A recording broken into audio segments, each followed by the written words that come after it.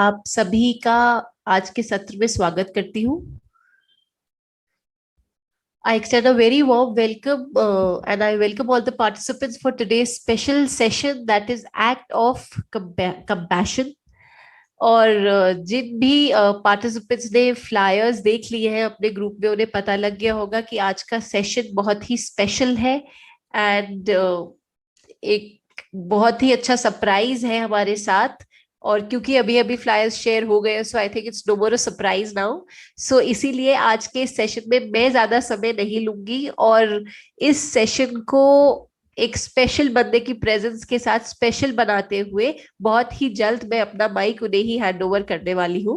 So since all of you know कि कल गुरु पूर्णिमा थी, सो सबसे पहले मैं आप सभी को गुरु पूर्णिमा की शुभकामनाएं देना चाहती हूँ और अपने सभी गुरुज, अपने सभी मास्टर्स को थैंक्स कहना चाहती हूँ, स्पेशली सर को, जिन्होंने इस स्पिरिचुअल जर्नी में हमें गाइड किया है और थ्रू आउट हमारे साथ हमारे एवोल्यूशन में हमारी हेल्प की है। So thank you and thank you to each and every participant because हम सब एक दूसरे से सीख रहे हैं, हम सब एक दूसरे की इस जर्नी में हेल्प कर रहे हैं। So कहीं ना कहीं हम सब एक दूसरे से जुड़े हुए हैं और एक दूसरे के कहीं ना कहीं हम सब गुरु हैं। So thank you to all the participants who have joined in today's session.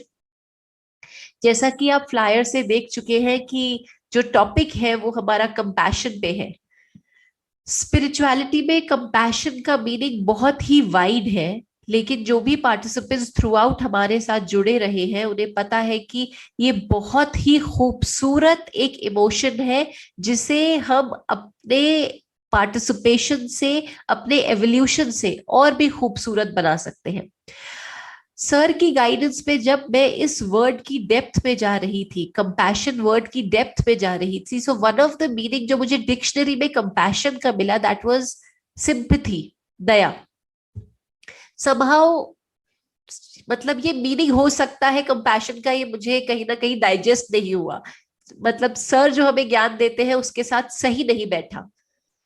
And there is a basic reason for it, because जब आप सिंपैथी की, आप दया की बात करते हैं तो आप ये समझते हैं कि किस तरह आप दूसरे के दर्द को समझ सकते हैं, दूसरे के दर्द को महसूस भी कर सकते हैं जब आप उसकी तरफ सिंपैथेटिक होते हैं। लेकिन आप उस इंसान के लिए जब कुछ भी करते नहीं है और सिर्फ एक स्पेक्टेटर बन के उसको सिर्फ देखते हैं, दैट इज सिंपैथी। लेकिन कंपैशन सिंपैथी से कैसे अलग है? द मोमेंट आपके अंदर उस इंसान के लिए उसके दुख को, उसकी पीड़ा के, उसके दर्द को दूर करने की एक चाहत जगेगी, जब आप अंदर से उसके उस दुख को सिर्फ देखेंगे नहीं, सिर्फ महसूस नहीं करेंगे, बट आप उसे हटाने के लिए, उसे दूर करने के लिए जब आप कोई प्रयास करेंगे, दैट इज कंपैशन। जैसा कि हमारे मिशन का नाम है Sai Karuna mission. So karuna is, compassion is all about karuna. So इस तरह से मैं समझी कि जो डिक्शनरी एक वर्ड को समझाती है कि कंपैशन का मतलब सिंपैथी भी हो सकता है, लेकिन जब हम स्पिरिचुअलिटी के पॉइंट ऑफ व्यू से उस वर्ड की डेप्थ को समझते हैं तो कहीं ना कहीं उसके जो अर्थ है वो भिन्न हो जाता है, अलग हो जाता है। उसी तरह से जब मैंने इस वर्ड कंपैशन को लव के साथ कंपेयर किया तो भी मुझे बहुत सी भिन्नताएं दिखी। फैक्ट ये है कि आप किसी के लिए एक कंपैशन की फीलिंग तभी रख सकते हैं जब आप उसके प्रति प्रेम का एक भाव रखें, लव का एक भाव रखें। सो आप ये कह सकते हैं कि कंपैशन के भाव में लव के भाव को आप जोड़ सकते हैं, या कंपैशन तभी आता है जब लव होता है। लेकिन लव कहीं ना कहीं हम जैसे लोगों के लिए रिस्ट्रिक्टेड हो जाता है। हम उस लव को सिर्फ अपने साथ जुड़े रिश्तों को के साथ महसूस करते हैं। स्पिरिचुअलिटी तो ये कहती है कि हमारे अंदर एक अनकंडीशनल लव की फीलिंग होनी चाहिए, लेकिन क्योंकि अभी हम still we are on the path of evolution, so कहीं ना कहीं लव जब हम समझते हैं तो हम उसको रिस्ट्रिक्ट कर लेते हैं। लेकिन जो शब्द कंपैशन है, करुणा है, उसको हमें यूनिवर्सल सेंस में समझना है। हमें हर किसी व्यक्ति की तरफ इस भाव को रखना है। हमें हर किसी, बेसिकली 5 एलिमेंट्स जितने भी हमारे सोल के लेवल होते हैं, चाहे वो मिनरल हो, आपका प्लांट हो, आपका एनिमल हो, आपके ह्यूमन बीइंग्स हो, कोई भी चीज जो हमारे अराउंड है, हमारे वातावरण में है, एनवायरमेंट में है, जिसे हम महसूस कर सकते हैं, देख सकते हैं, हर उस चीज की तरफ हमें एक कंपैशन का भाव रखना है। सो हमें इस कंपैशन को एक यूनिवर्सल कंपैशन में बेसिकली तब्दील करना है। और हम लोग जो साई करुणा मिशन से जुड़े हुए हैं, हमें इस कंपैशन को थ्रू आउट इस यूनिवर्स में स्प्रेड करना है। आज इसी इंटेंशन के साथ एक स्पेशल सेशन रखा गया है, जिसमें हम कंपैशन के साथ साथ सर इसमें और भी ज्यादा हमारे ज्ञान को बढ़ाएंगे। मेरा ज्यादा डिस्कशन करने का बहुत ज्यादा औचित्य नहीं है, इसीलिए सर की डायरेक्शंस और गाइडेंस के हिसाब से हम एक छोटा सा मेडिटेशन लेंगे, और फिर आप सभी की तरह मैं भी आज एक पार्टिसिपेंट बन के सर से आज इस सब्जेक्ट पे पूरा का पूरा ज्ञान लूंगी। अब और ज्यादा हम समय नहीं लेंगे, बिकॉज आई नो सब बहुत ईगरली सर का वेट कर रहे हैं। लेकिन इस मेडिटेशन को स्टार्ट करने के पहले दो छोटी छोटी इंफॉर्मेशन मैं आपके साथ शेयर करना चाहूंगी। जैसे कि आप सभी को पता है that Bhopal retreat is just about to start from 30th। So I would request all the participants कि अब आप अपने आप को रजिस्टर कर ले, बिकॉज इसके बाद हमारे पास बहुत कम समय रह जाएगा आपको अकोमोडेट करने के लिए। So this is probably these are last few days for your registration. तो अपने आप को भोपाल रिट्रीट के लिए रजिस्टर करिए। It is a residential retreat which is for 5 days, that is from 30th of July to 3rd of August। इसके अलावा हमारा ऑनलाइन हमारी जो वर्कशॉप्स है वो चल रही है, दैट इज आज है, कल है और परसों भी हमारी मिनी रिट्रीट है, ऑनलाइन है ये रिट्रीट। आज का डे का जो हमारा वर्कशॉप है वो क्योंकि हो चुका है, but still we have 2 more workshops to go. That is कल हमारा साइकिक सर्जरी है और फिर हमारा मनी अबंडेंस है। सो मैं रिक्वेस्ट करूंगी उन सभी पार्टिसिपेंट से कि इस दो इम्पोर्टेंट वर्कशॉप्स जो है इनको सीखिए और अपने इस एवोल्यूशन के पाथ पे आगे और भी बढ़िए, ताकि हमें आपको समझाना ना पड़े कि कंपैशन सिर्फ कंपैशन नहीं है, इट इज यूनिवर्सल कंपैशन। इसके अलावा जो हमारा है, हम एक बहुत ही नया जो रिग्रेशन का प्रोग्राम है वो सर ने इंट्रोड्यूस किया है, that is money regression. But क्योंकि ये अपॉइंटमेंट बेस्ड है, इसीलिए मैं रिक्वेस्ट करूंगी उन पार्टिसिपेंट्स के लिए से कि जो भी अपना स्लॉट बुक करना चाहते हैं वो मेहुल से, सौम्या से कोऑर्डिनेट करें और अपने स्लॉट को बुक कराएं, और इस एक्सपीरियंस को लीजिए कि कैसे रिग्रेशन हमारे अंदर के कितने ब्लॉक्स को खोलने में हमारी हेल्प करती है। So these was few informations. अब इसके बाद हम आज का मेडिटेशन शुरू करेंगे, and it is a very very short meditation, because इसके बाद बहुत ही स्पेशल हमारा जो आज का सब्जेक्ट पे डिस्कशन होने वाला है वो स्टार्ट करेंगे। So I would request all the participants to kindly close your eyes. अपनी आंखें बंद कर ले।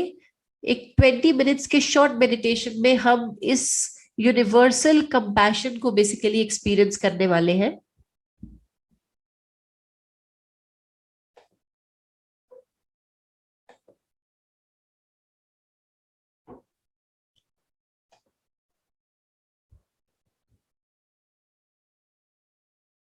सभी पार्टिसिपेंट से मैं रिक्वेस्ट करूंगी कि प्लीज जल्दी से सेटल हो जाए।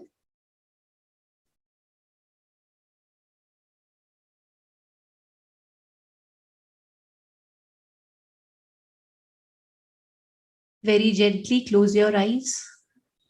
बहुत ही धीरे से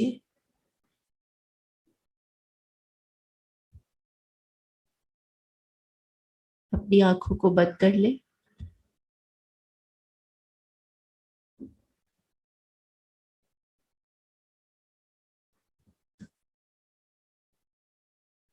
शरीर को पूरी तरह से ढीला छोड़ दे।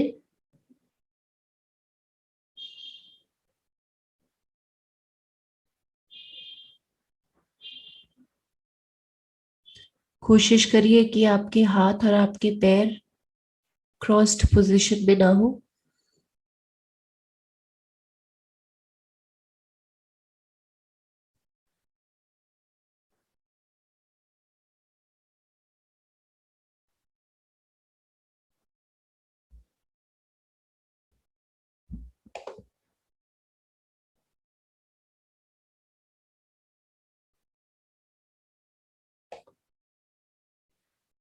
बहुत ही धीरे से अपने ध्यान को अपनी श्वासों पर लाएं।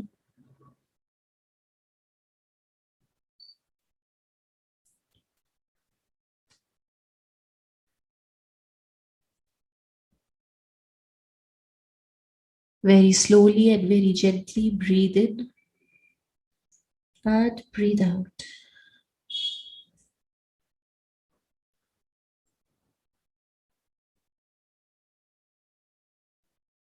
अपने पूरे ध्यान को अपनी श्वासों पर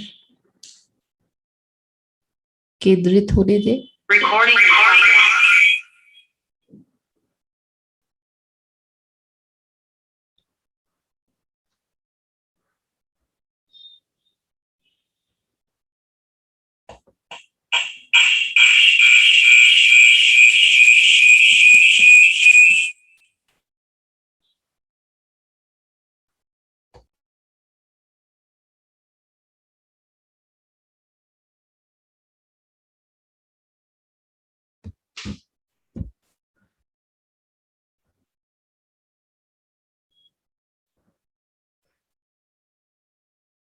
हर आती जाती सांस पर अपने ध्यान को बनाए रखें।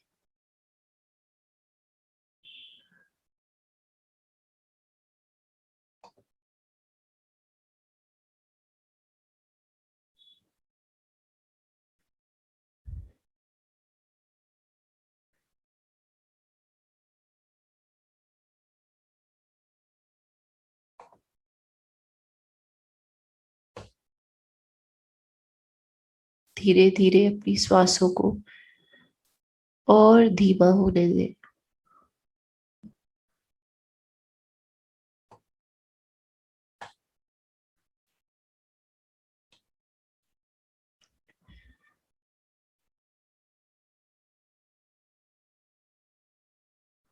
अब महसूस कीजिए कि धीरे धीरे हर अंदर जाती हुई श्वास के साथ आप रिलैक्सेशन को, पीस को, शांति को अपने अंदर लेके जा रहे हैं।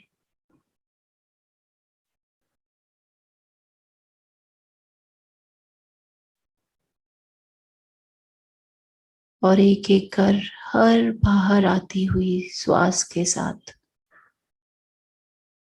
अपने अंदर के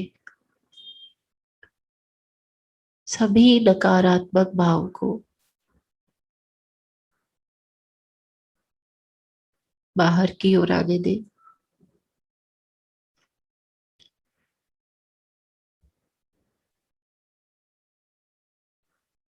ब्रीद इन लव, प्रेम के भाव को अपनी अंदर जाती हुई श्वासों के साथ अपने शरीर में भरने दें।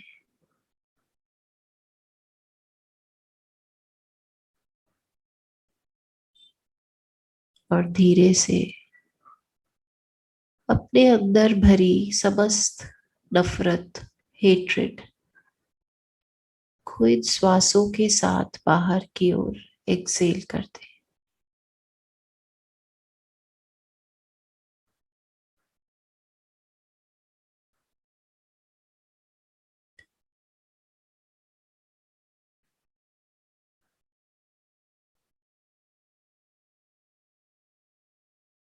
अंदर जाती हुई श्वासों के साथ खुशियों को अपने अंदर भर ले। Inhale all happiness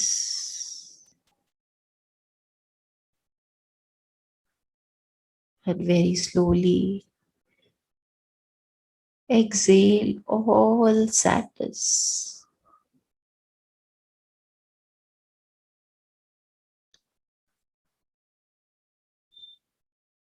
अपनी सारी उदासी को अपनी श्वासों के साथ, अपनी श्वासों के माध्यम से बाहर की ओर जाने दें।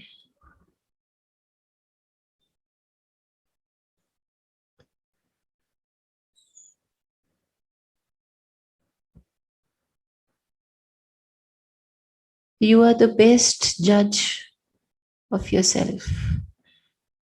आप अपने आप को सबसे बखूबी समझते हैं।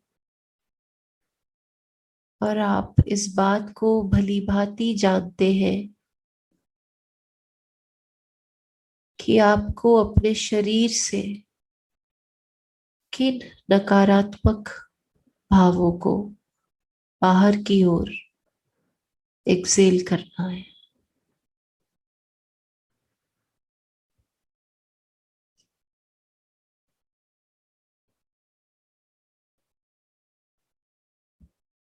अपने व्यवहार अनुसार एक एक कर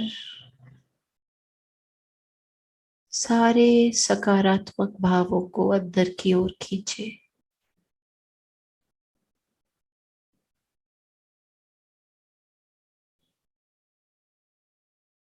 और वैसे ही एक एक कर सारे नकारात्मक भावों को बाहर की ओर जाने दें।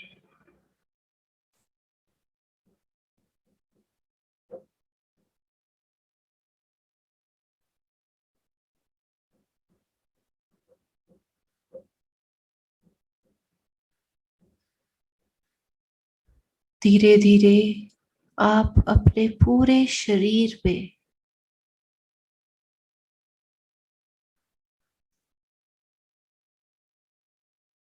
सकारात्मक भावनाओं को और भावों को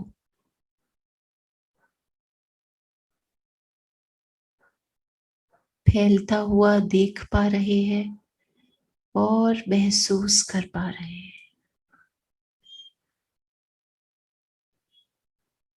अपने शरीर के सभी नकारात्मक भावों को बाहर की ओर एक्सेल करने के बाद आपने अपने भीतर बहुत सी खाली जगह बना ली है।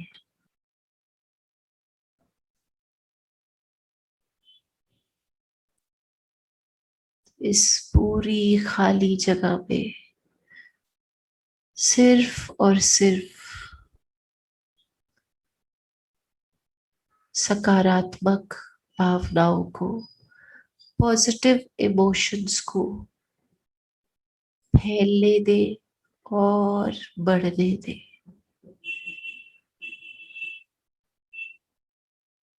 ये इमोशन लव का इमोशन है।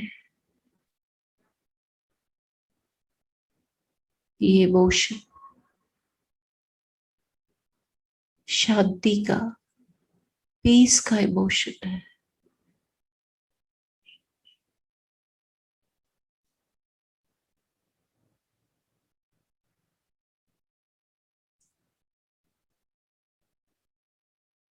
ये इमोशन स्थिरता का इमोशन है, स्टेबिलिटी का इमोशन है। ये इमोशन आपके अंदर के मनोबल को बढ़ा रहा है, आपके कॉन्फिडेंस को बढ़ा रहा है।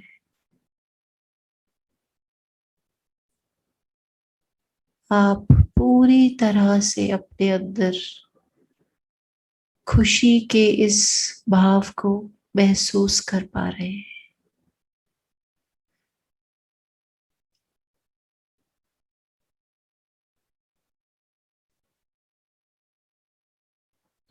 अंदर खुशी, मन शांत और चेहरे पे मुस्कुराहट।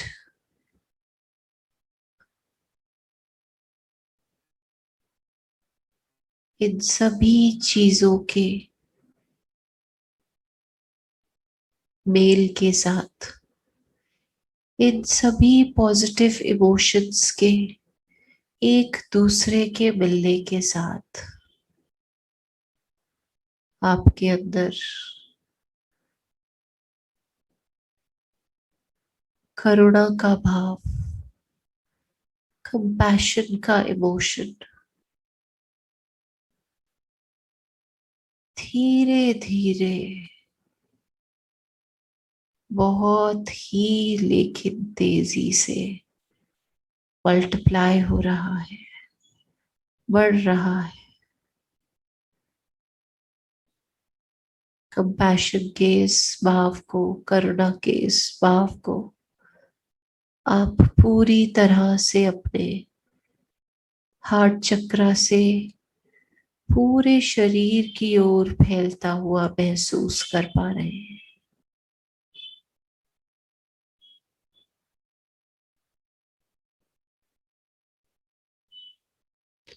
ये करुणा, ये कंपैशन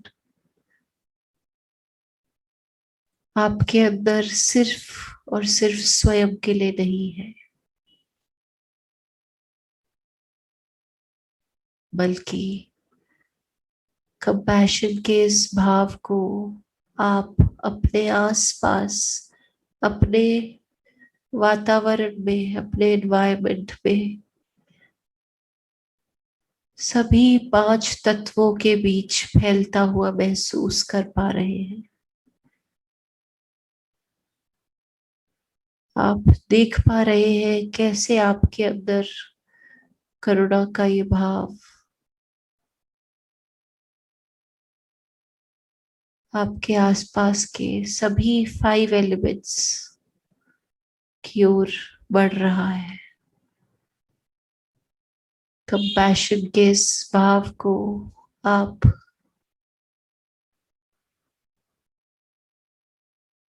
धरती माँ के लिए महसूस कर पा रहे हैं, जो आपके अंदर स्थिरता लाती है, स्टेबिलिटी लाती है। इस भाव को आप जल तत्व के लिए भी महसूस कर पा रहे हैं। ये जल चाहे गंगा माँ के रूप में बहता हुआ जल है या आसमान से आने वाली बारिश के रूप में, कंपैशन के इस भाव को आप पूरी तरह से इस तत्व के लिए महसूस कर पा रहे हैं।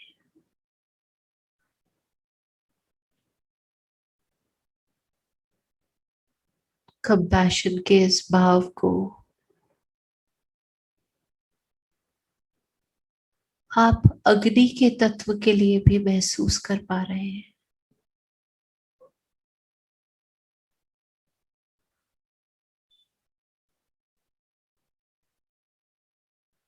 ये अग्नि सूर्य की चमकती किरणों के रूप में हो सकती है, या एक हवन कुंड की जलती हुई अग्नि के रूप में हो सकती है। कंपैशन के इस भाव को आप पूरी तरह से अपने आसपास एयर एलिमेंट के लिए भी महसूस कर पा रहे हैं। आपके आसपास की ये जो वायु है, ये केवल ऑक्सीजन और कार्बन डाइऑक्साइड से ही नहीं भरी हुई। इसमें प्राण शक्ति है।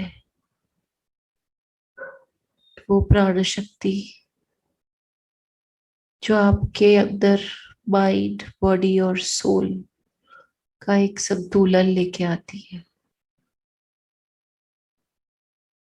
कंपैशन के इस भाव को आप पूरी तरह से ईथर एलिमेंट के लिए भी महसूस कर पा रहे हैं। अपने अंदर इस भाव के बढ़ते हुए आप स्वयं से ये वादा करते हैं कि आप ऐसा कोई कृत्य, कोई कार्य नहीं करेंगे जिससे कि किसी भी तरह से इन 5 एलिमेंट्स को कोई भी नुकसान पहुंचे।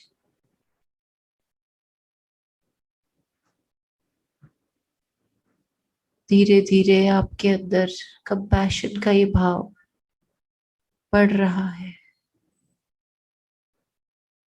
इस भाव को अपने आसपास सभी सोल लेवल पे स्प्रेड होता हुआ महसूस करें।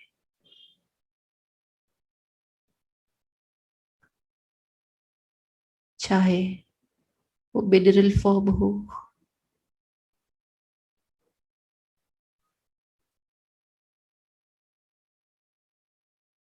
या कोई भी आपके आसपास के पेड़ पौधे हो, रंग बिरंगे फूल हो, ऊंचे ऊंचे लंबे घने हरे रंग के पेड़ हो, कंपैशन के इस भाव को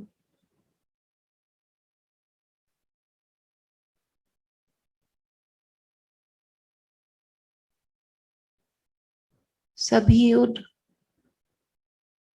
एनिमल फॉर्म के जितने भी आपके आसपास सोल्स हैं उनकी ओर स्प्रेड होता हुआ देखें।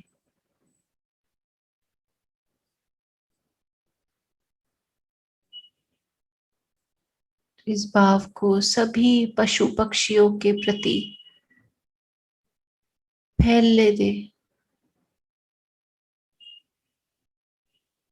चाहे वो ऊंचे गगन में उड़ती हुई चिड़ियाएं हो या धरती पे रहने वाले छोटे छोटे पशु हो।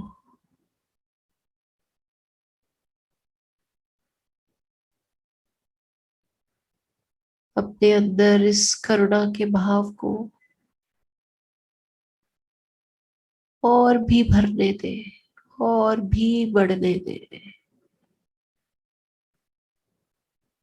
आप इस भाव को धीरे धीरे पूरे यूनिवर्स में स्प्रेड होता हुआ महसूस कर पा रहे हैं।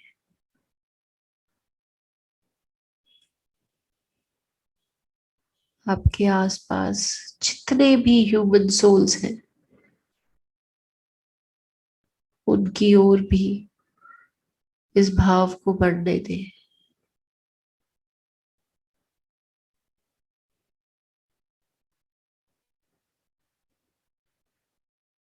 ये सोल चाहे आपकी फैमिली हो, चाहे आपका रिलेटिव हो, कोई भी रिश्तेदार या कोई भी अनजान इंसान हो, कोई भी स्ट्रेंजर हो, आपकी सोल का इस सोल से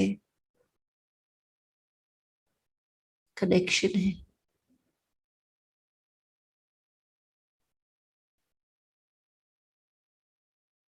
इसीलिए इस करुणा के भाव को सभी ह्यूमन सोल्स के प्रति भी बढ़ता हुआ देखें। धीरे धीरे आपने कंपैशन के इस भाव को स्वयं के अंदर यूनिवर्सल कंपैशन में तब्दील कर लिया है।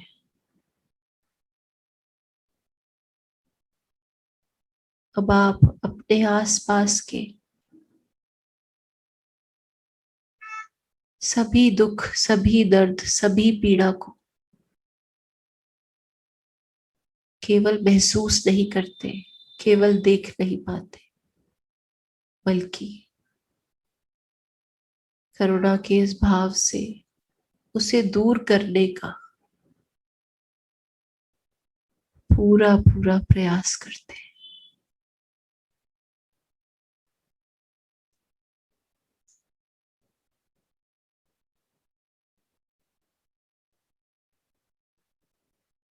देखिए कैसे कंपैशन के इस भाव ने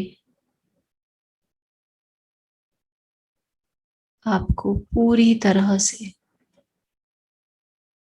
ट्रांसफॉर्म कर दिया है। आपको यूनिवर्स के हर एक चीज से, हर एक वस्तु से, हर एक इंसान से, हर एक पेड़ पौधे से पूरी तरह से जोड़ दिया है।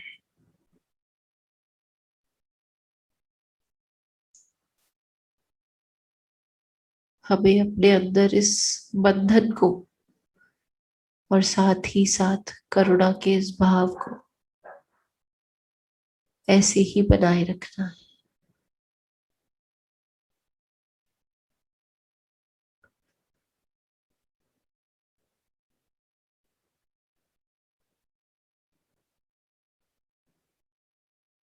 चेहरे पे इस मुस्कुराहट को ऐसे ही बनाए रखें। मन में करुणा के इस भाव को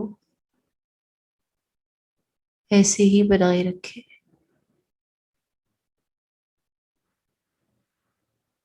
शरीर की इस शिथिलता को ऐसे ही बनाए रखें।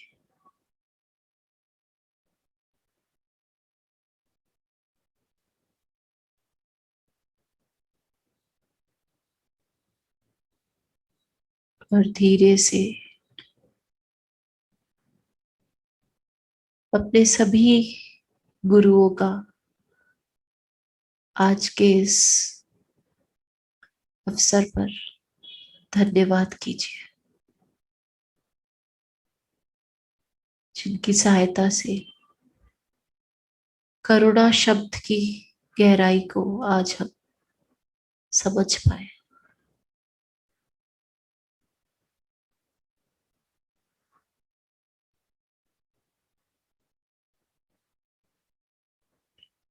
अपने सभी गुरुओं का, अपने मास्टर्स का धन्यवाद करते हुए धीरे से अपने ध्यान को वापस अपनी श्वासों पर लाएं।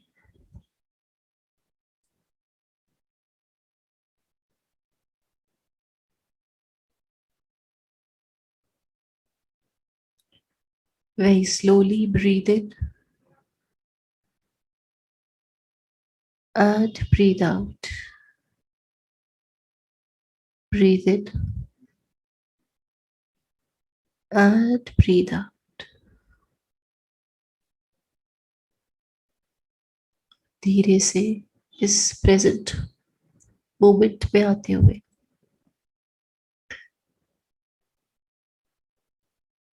अपने हाथों और पैरों की उंगलियों को चलाएं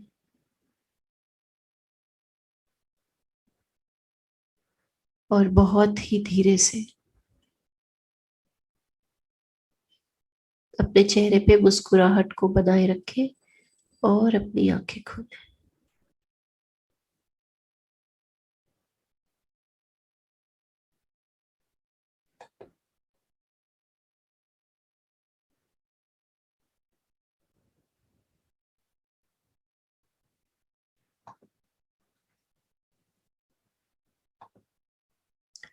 वेलकम बैक।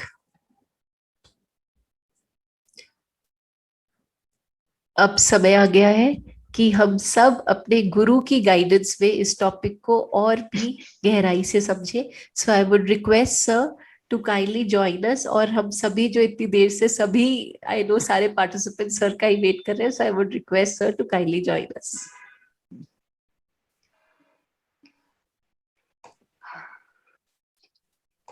So सभी को नमस्ते and happy Guru Purnima to all the my divine souls.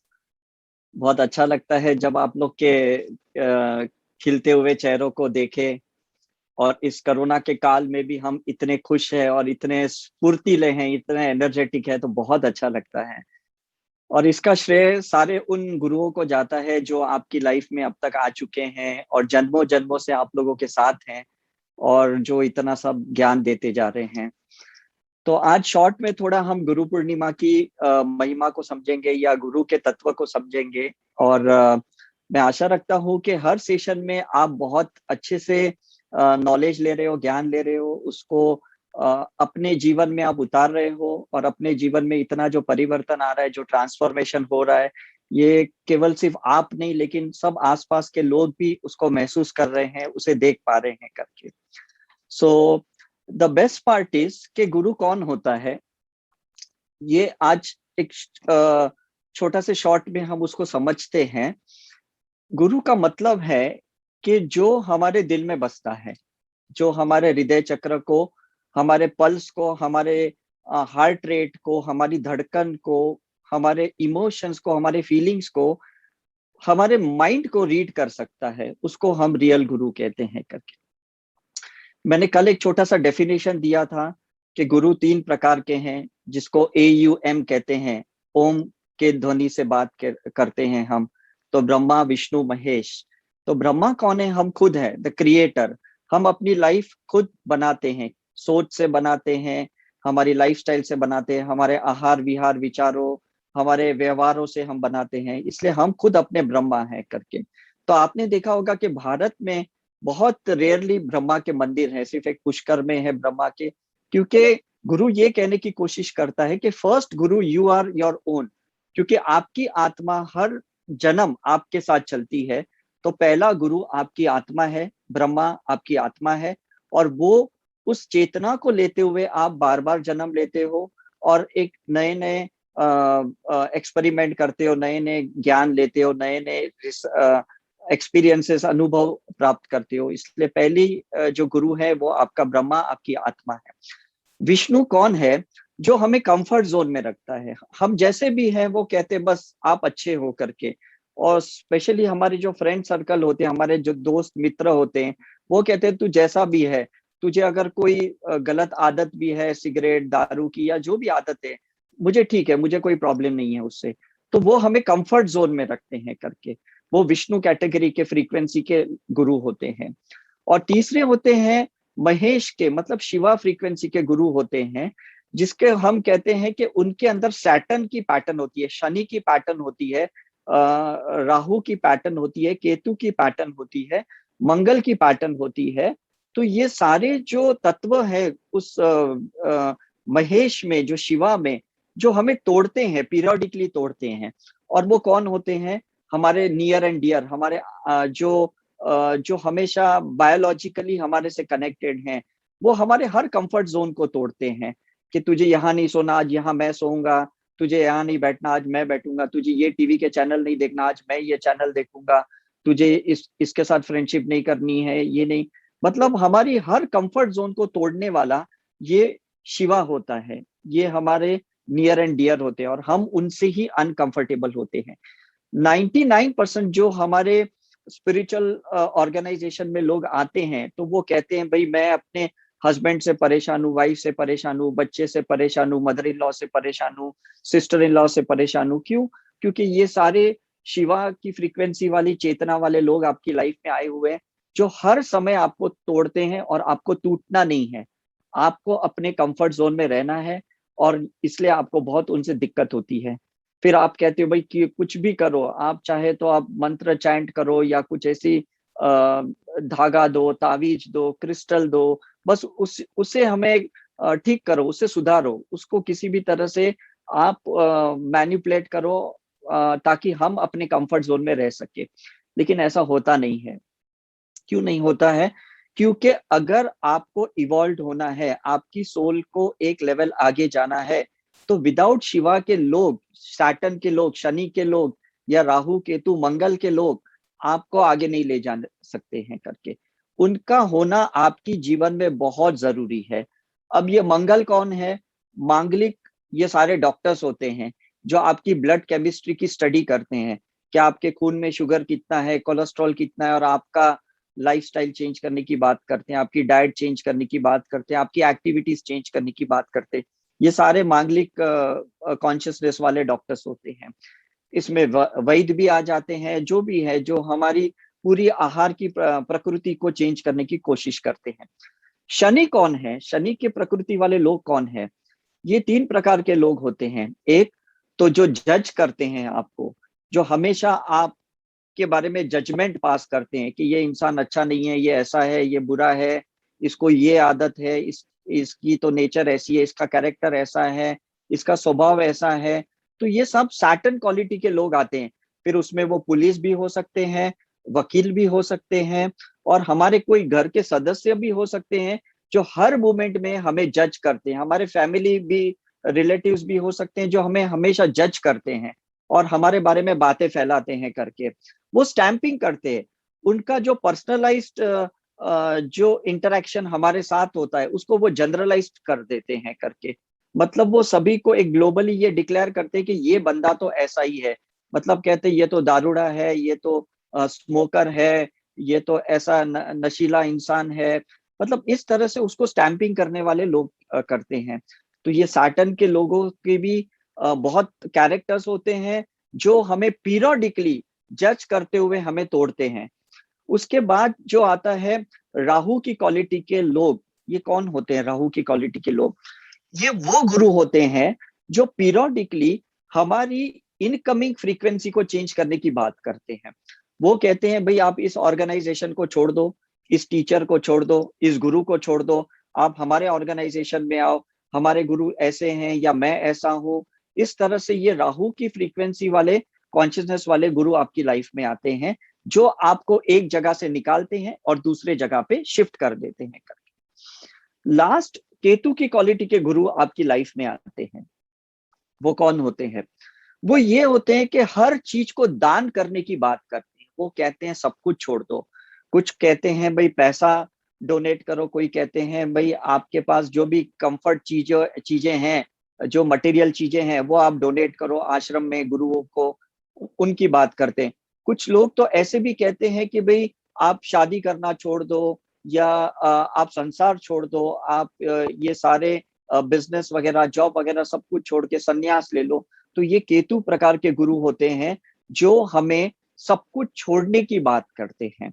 तो ये 4 प्रकार के गुरु हैं जो हमें पीरियोडिकली हमारी लाइफ में आते हैं और हमें बहुत बुरी तरह से चेंज करते हैं। अब ये बहुत जरूरी है कि हम उनके साथ कैसे कंपैशनेटली रहें। तो आज का जो हमारा विषय था, द एक्ट ऑफ कंपैशन, वो इसलिए ही रखा गया था कि इन चारों लोगों को, जो शिवा फ्रीक्वेंसी के लोग हैं, इनके साथ हमें बहुत कंपैशनेटली रहना है।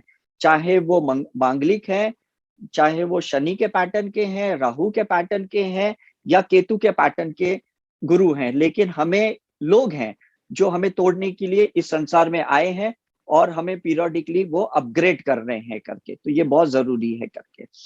अब थोड़ा और उसको हम आगे समझने की कोशिश करते हैं कि वो करने की क्या कोशिश करते हैं, मतलब उनका मकसद क्या है, वो मतलब हमें कहाँ ले जाने की कोशिश करते हैं। तो वो 2 चीजें हमारे अंदर ले जाने की कोशिश करते हैं। पहला है एनलाइटनमेंट एंड सेकंड है निर्वाणा। इनका मकसद एक ही है, हमारे जीवन में आना, आपको एनलाइटनमेंट की तरफ ले जाना और उसके बाद मोक्ष की तरफ ले जाना, निर्वाणा की तरफ ले जाना। तो अब समझते हैं कि एनलाइटनमेंट किसको मिल सकता है। एनलाइटनमेंट 4 उस इंसान को मिल सकता है जिसके अंदर 4 प्रकार की क्वालिटीज है। 4 प्रकार की इंसान के अंदर वो खूबियां होनी चाहिए, तब जाके उसको एनलाइटनमेंट मिलती है। पहला प्रकार ये है कंपैशन होना चाहिए, जो आज हमने बहुत अच्छे से चित्रा मैडम ने समझाया था, एक्ट ऑफ कंपैशन। ये फर्स्ट क्वालिटी होनी चाहिए जो हार्ट चक्र हमारा 5 एलिमेंट के लिए भी कंपैशनेट रहे, ऑब्जेक्ट के लिए भी रहे, सब्जेक्ट के लिए भी रहे, उसके लिए भी कंपैशन रहे। जो हमारा कोई मर्डर करना चाहता है, कोई फंसाना चाहता है, कोई चीट करना चाहता है, किसी ने हमें बर्बाद करने के लिए भी सोचा है, उसके लिए भी हमारा कंपैशन होना चाहिए। जैसे जीसस को था, महावीर को था, गुरु नानक देव को था। ये सारे वो लोग जिनको एनलाइटनमेंट कब मिला, जब ये अल्टीमेट स्टेज ऑफ कंपैशन की तरफ पहुंचे। इन्हें 1% का भी कोई राग, द्वेष, क्रोध या रिवेंज एटीट्यूड, हेट्रेड नहीं था जिन्होंने इन्हें तकलीफ दी, जिन्होंने इनको हर्ट किया करके।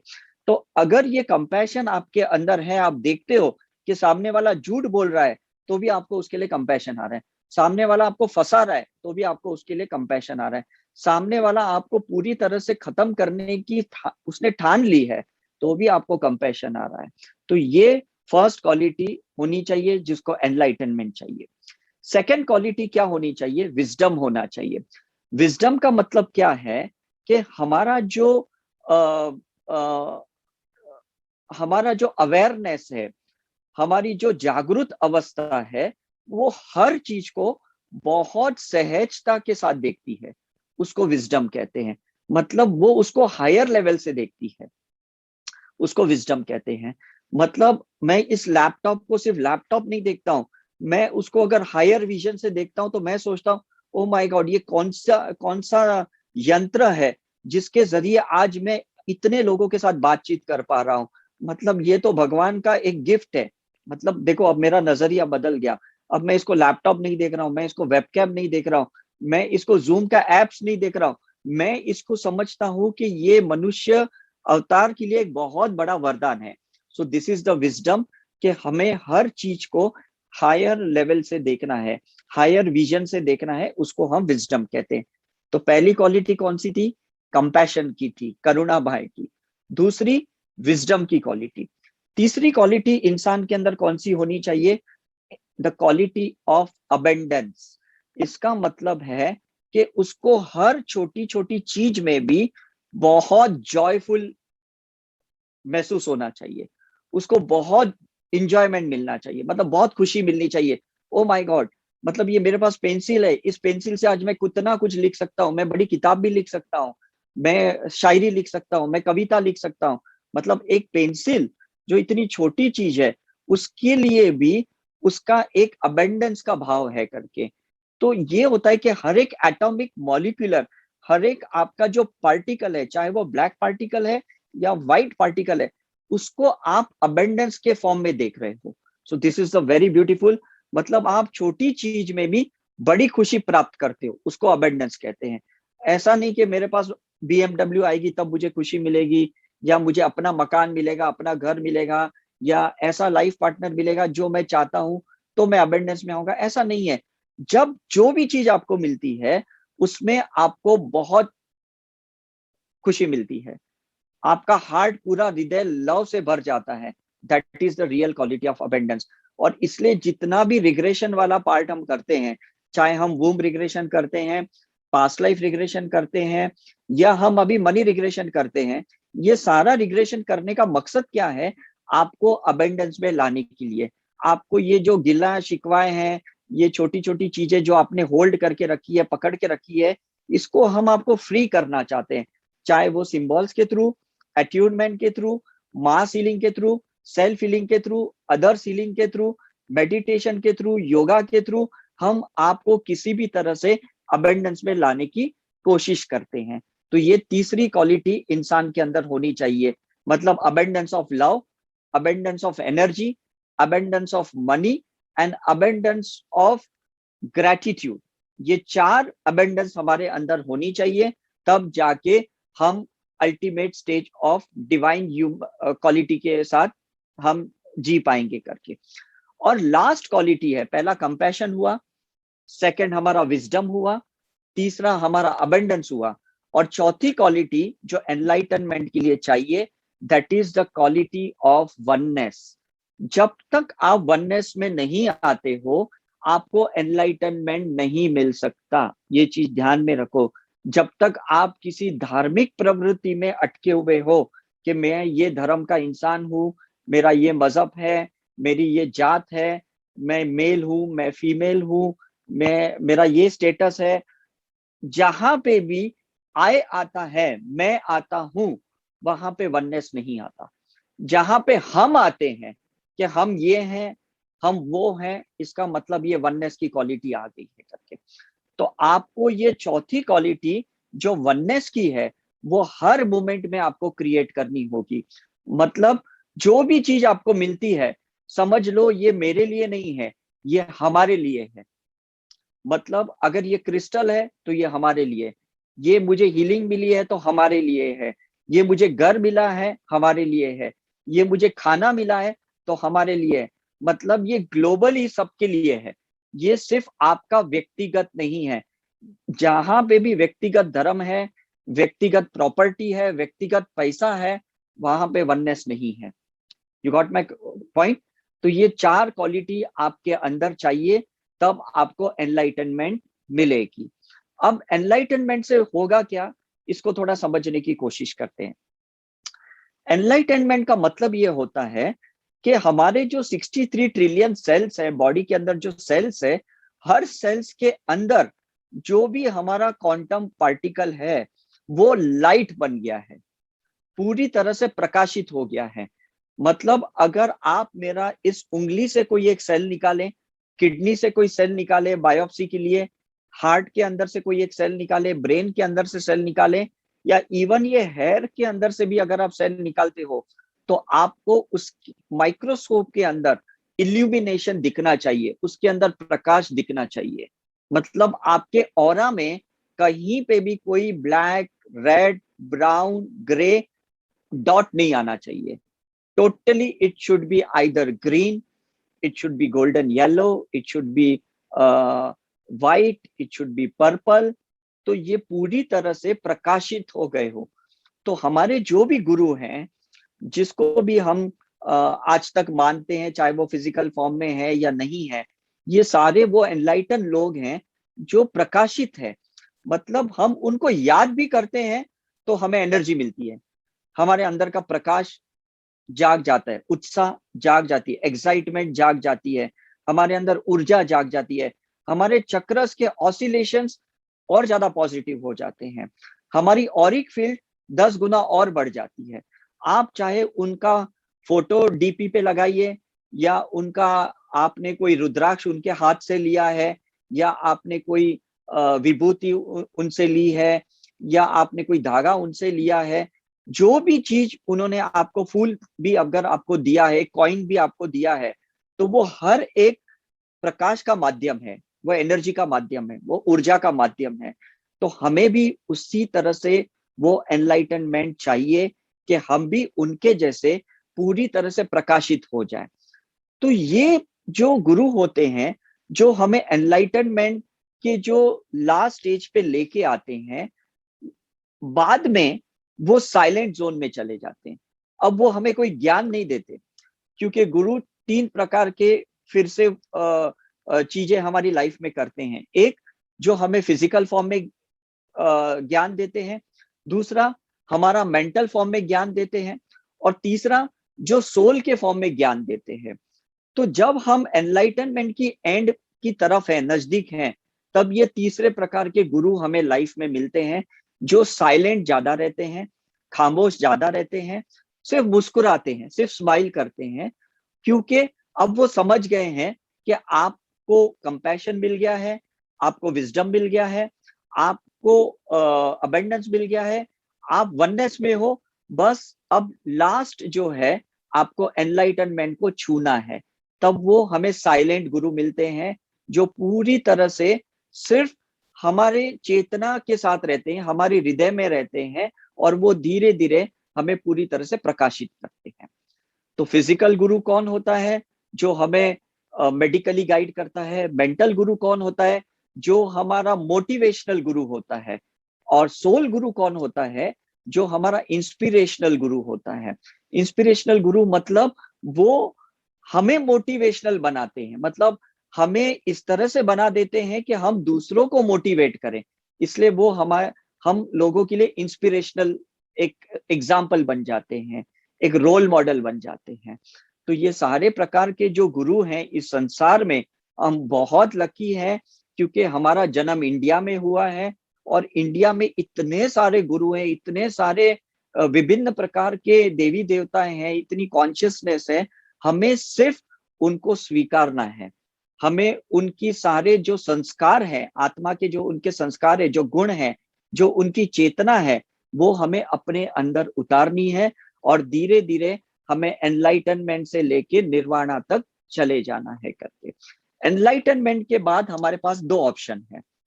पहला ऑप्शन है कि हम जन्म और मृत्यु से मुक्ति पाए, ये फर्स्ट ऑप्शन है।